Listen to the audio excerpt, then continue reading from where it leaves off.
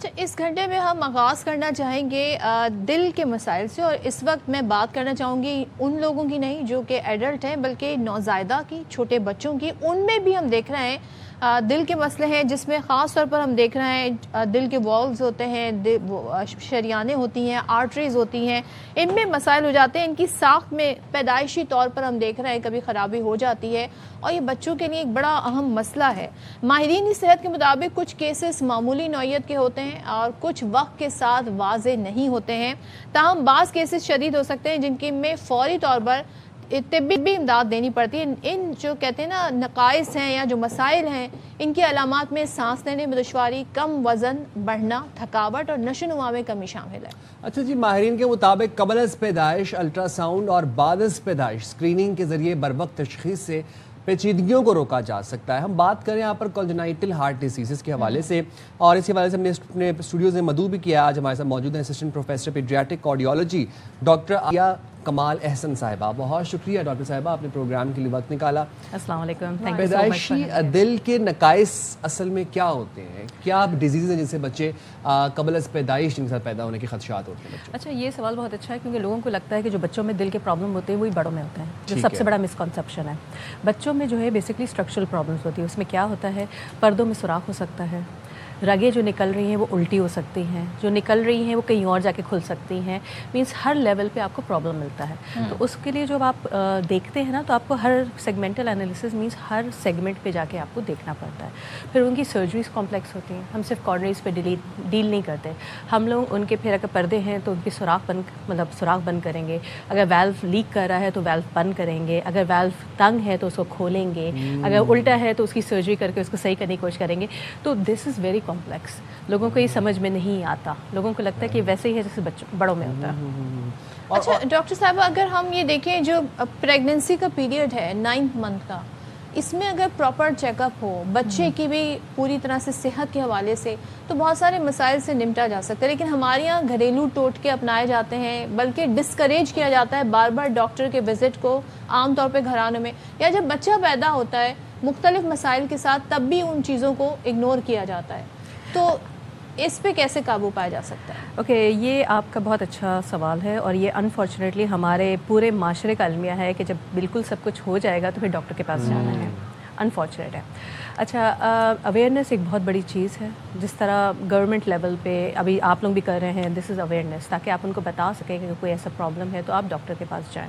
ہمارے یہاں ایک ہوتا ہے جس طرح ہم نے دل کی بیماریاں گئی، ایک ہوتی ہے نارمل جس طرح سوراخ ہے چیزیں، ایک ہوتی ہے کمپلیکس جو ہر لیول پہ پرابلم ہے. تو یہ عموماً 20 سے 25% بچوں میں ہوتا ہے جو پیدائشی ہوتے ہیں. تو ان کو اگر آپ اس وقت ایڈریس نہیں کریں گے تو وہ مر جاتے ہیں اور ہمیں پتہ بھی نہیں چلتا. اور یہ جو ایشوز ہوتے ہیں، جو ہارٹ ایشوز ہوتے ہیں، جو قبل از پیدائش جس دل میں سوراخ ہو گیا، والوز مکس ہوئے میں، کوئی شریانیں تنگ ہیں، یہ جینیٹک ہوتے ہیں یا پھر کوئی ایکسٹرنل فیکٹرز کی وجہ سے ہوتے ہیں؟ اس میں ملٹیپل فیکٹرز ہیں. ایک تو ہم لوگوں کا ایشین پاپولیشن ہے. ایشین پاپولیشن میں یہ ویسے ہی کامن ہے. اگر باقی پوری دنیا میں شرح 9 سے 8 ہے پر 1000، تو ہمارے یہاں 10 13 15 ہو سکتی ہے. ورلڈ ہیلتھ فیڈریشن کی ابھی رپورٹ آئی ہے اسی مہینے، جس میں انہوں نے پہلے ہوتا تھا 1 لائیو برتھ ان 100، مطلب 100 میں سے ایک بچے کو ہوگا، اب ہو گیا ہے 1 in 50. ایشین پاپولیشن میں ایک تو آپ نے جینیٹکس بولا، نیو میٹیشنز ہوتی ہیں. پھر مدرس کی اپنی ہیلتھ ہمارے یہاں انفارچونیٹلی بہت کمپرومائز ہوتی ہے. اگر ان کے پاس خود اپنے لیے نہیں ہے معدنیات تو وہ بچے کو کیا دیں گے جو ڈیولپ ہو رہا ہے اندر. تو یہ بھی ایک بہت بڑا پرابلم ہے. اس طرح ملٹیپل رسک فیکٹرز ہیں. پھر اس کے بارے میں میں نے ایک آرٹیکل کیا بھی تھا اور میں نے اس پہ بات کی تھی. تو ہمارے یہاں جب میں نے پڑھا تھا بیٹھ کے، تو اس میں ایک پولوشن بھی ایک فیکٹر ہے جس پہ اب تک ہم نے کام نہیں کیا. اس میں جو ہے کینیڈا میں ایک اسٹڈی ہوئی تھی جس میں انہوں نے 30 سال مدرس کو وہ کیا تھا. ان میں رسک فیکٹرز زیادہ تھے جن میں پولوشن زیادہ ہے. ہمارے اسٹڈی ہوئی ہے کہ کراچی، لاہور، ان سب میں پولوشن ہے، لیکن اس میں مدرس پہ افیکٹ ہو سکتا ہے، بچے پہ افیکٹ ہو سکتا ہے. اس پہ اسٹڈی نہیں ہوئی تھی. پھر مدر میں ڈائبٹیز وہ بہت بڑا فیکٹر ہے. اس میں بھی ہارٹ پرابلم، تھائرائڈ وہ بڑا فیکٹر ہے. کچھ ہم فولک ایسڈ چیزیں مدرس کو دے رہے ہوتے ہیں، ہمارے یہاں جو کمی ہوتی ہے وہ بھی ایک فیکٹر ہے. وہ بھی میجورٹی کو یہ بھی نہیں پتا ہوتا کہ وہ ڈائبٹک ہیں، ماؤں کو بھی نہیں معلوم. بلکہ ایکچولی پرابلم یہ ہوتا ہے کہ کچھ ڈائبٹیز مطلب ہوتی ہیں اور کچھ جو ہے ڈورنگ پریگنینسی ہوتی ہے. جیسے بچہ پیدا ہوتا ہے وہ نارمل ہو جاتے ہیں, تو ڈیفینیٹلی جب تک آپ ڈاکٹر کے پاس جائیں گے نہیں, چیک اپ نہیں کرائیں گے, ٹیسٹ نہیں کرائیں گے, آپ کو نہیں پتہ چلے گا. اسی طرح کچھ مدرس جو ہے وہ میڈیکیشنس لے رہی ہوتی ہیں, ٹھیک ہے, جو کہ فیٹس پہ افیکٹ کر سکتی ہیں, لیکن ان کو پتہ نہیں ہوتا. ہم کاؤنسلنگ بھی کرتے ہیں کہ whenever you are pregnant please ہمارے پاس آئیے, ہم میڈیکیشنس اس کے لحاظ سے ایڈجسٹ کریں گے.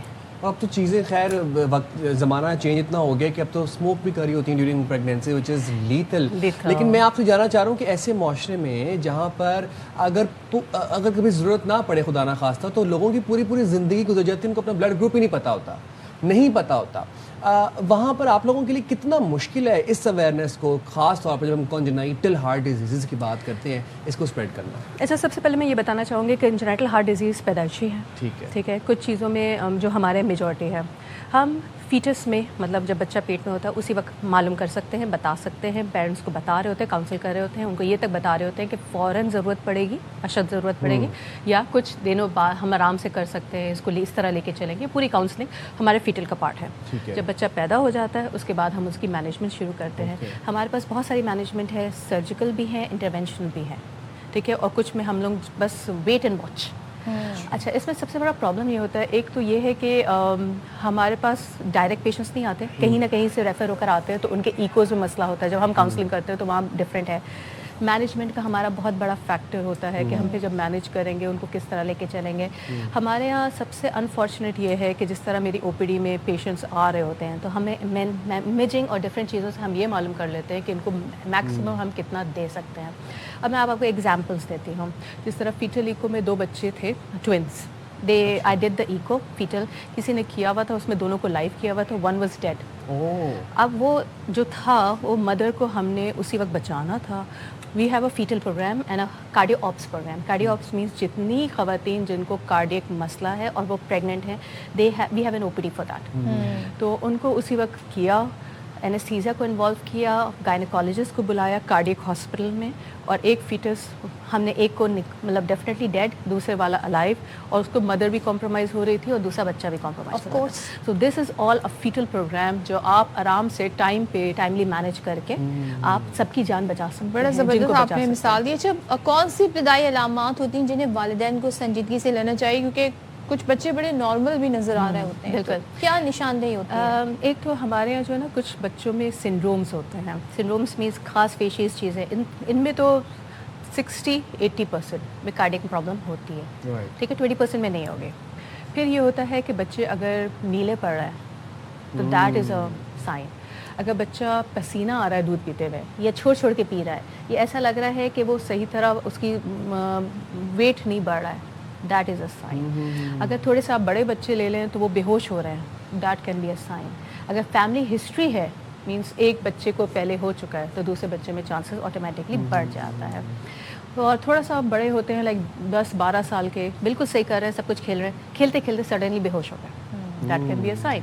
اچھا, ہم لوگ ہمیشہ کہتے ہیں کہ سوراخ ہے, چیزیں ہیں, اور بھی بچوں میں مسئلہ ہو سکتا ہے. دھڑکن کا مسئلہ سب سے بڑا ہو سکتا ہے, آپ کو پتہ بھی نہیں ہوگا, ہارٹ بلاک کے ساتھ ہے, پوری زندگی رہا. irregular ہارٹ بیٹ ہو سکتی ہے, ہارٹ بلاک ہو سکتا ہے, مینس وہ ایک جگہ سے دوسری جگہ کنڈکشن ہی نہیں ہو رہی, لیکن کبھی سمپٹومیٹک نہیں ہوا تو پتہ بھی نہیں چلا. ایک دفعہ ہوا, بے ہوش ہوا, لا کے دکھایا تو ہم نے پکڑا, پھر اس کو بیٹری لگانا چیزیں, یہ بھی آپشن ہے. پھر ہمارے انفارچونیٹلی جو ہماری پاپولیشن ہے اس میں رومیٹک ہارٹ ڈیزیزز بہت کامن ہے. اس میں کیا ہوتا ہے کہ ہمارے بچوں میں ایک انفیکشن ہو جاتا ہے کہ جو دل کے ویلوز پہ جا کے افیکٹ کرتا ہے. اچھا, and we are very high risk, ہم ہائی رسک اس میں آتے ہیں. اور جو بکس میں لکھے ہوئے ہیں کہ بچے باہر 10 سال لگتے ہیں MS بننے میں, وہ ہمارے یہاں 10 سال کے اندر ہو چکے ہوتے ہیں. تو آپ سوچیں کتنا مشکل ہے. ڈاکٹر صاحبہ, ہم ایک ایسے معاشرے میں رہ رہے ہیں جہاں پر آج بھی اس طرح کے اسٹیریوٹائپس ہیں کہ زیادہ الٹرا ساؤنڈز نہیں کراؤ, شوائیں لگتی ہیں, بچہ کو ایشو ہوتا ہے, یہ ہے وہ ہے. اس کے بعد پھر بہت سی پیدائشی ایسی ہو رہی ہیں بچوں کی, بچے ایسی جگہوں پہ بورن ہو رہے ہیں جہاں پر دیہی علاقے ہیں, سببز ہیں, مڈ وائفس کے پاس پیدا ہو رہے ہیں, دائیاں جو ہیں وہ بچوں کی ڈلیوریاں کر رہی ہیں. ایسے میں چاہتا ہوں کہ آپ یہ جو ابھی ہم خواتین دیکھ رہی ہیں, جو مائیں دیکھ رہی ہیں, جو فیملیز دیکھ رہی ہیں, ان کو سادہ الفاظ میں بتائیں کہ ایک نارمل اور اب نارمل بچے میں کیا فرق ہے, کیسے, کیا تشخیص ہے, کیا ارلی سمٹمز ہیں. اچھا میں پہلے یہ بتانا چاہ رہی ہوں کہ ہمارے جو میجورٹی کنجنائٹل ہارٹ ڈیزیزز ہوتی ہیں وہ پتہ بھی نہیں چلتی ہیں. لائک پی ایف او ایک چھوٹا سا سوراخ ہوگا, وہ 40-50 سال تک بھی نہیں پتہ چلے گا جب تک وہ پرابلمس نہیں کرنے لگے گا.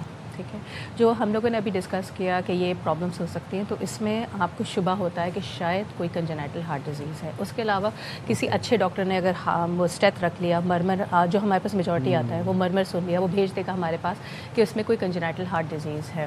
تو ایسے لوگوں میں, ایسی جگہوں پہ جو خواتین جو آپ کہہ رہے ہیں, تو وہی بات ہے, اگر بچہ جو ہے فیلئر میں ہے, نیلا پڑ رہا ہے, بے ہوش ہو رہا ہے, اگر آپ کو لگ رہا ہے کہ اوپر نیچے کا کلر الگ ہو رہا ہے, مطلب یہ بہت ساری چیزیں ہیں جس میں آپ کو پھر شبہ ہوتا ہے کہ ہو سکتا ہے کہ نمونیا نہ ہو, کنجنائٹل ہارٹ ڈیزیز ہو. ٹھیک ہے, کیونکہ وہ بھی مطلب پریزنٹ اسی طرح کرتے ہیں. اور اس میں ایک اور یہ ہوتا ہے کہ عموماً ہمارے یہاں بہت سارے بچے ایسے آ رہے ہوتے ہیں کہ نمونے کے لیے ٹریٹ ہو رہے ہوتے ہیں.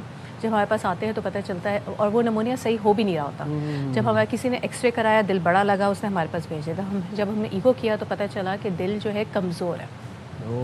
مینس ہمارا اگر 60% کام کرنا چاہیے, اس کا 20-30 پہ کام کر رہا ہے.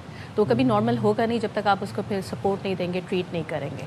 تو یہ بہت سارے فیکٹرز ہوتے ہیں. جب آپ کو لگے بچہ بالکل لیتھارجک ہے, فیلئر ٹو تھرائیو ہے, اس کا وزن نہیں بڑھ رہا ہے, تو آپ سوچیں. اور ایک ایکو, ایک آپ نے کیا کرانا ہے, ایک ای سی جی کرانا ہے, ایک ایکو کرانا ہے, اس سے زیادہ نہیں, اور ایکس رے کرانا ہے.